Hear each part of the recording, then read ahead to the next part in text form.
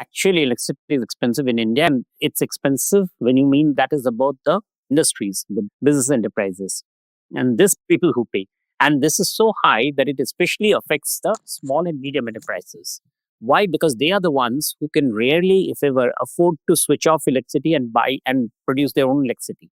So the entire small and medium enterprises in India pay for higher electricity. And as you would know, there's hardly any industrial process which doesn't require electricity.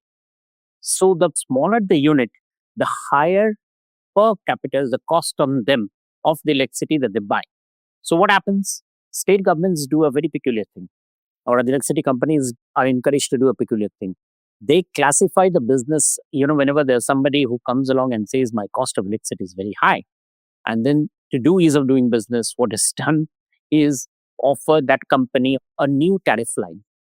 That if you are, for instance, using electricity load of, say, less than 2 megawatt and using so many units, or if you are using so many AC, but your ACs are of less than this number, there are also the variations that states do. They are given those lines. So units get the encouragement to stay small or to stay within that slab to ensure that their electricity rate is at a particular level. Now, this is absurd because it means policing across that entire level.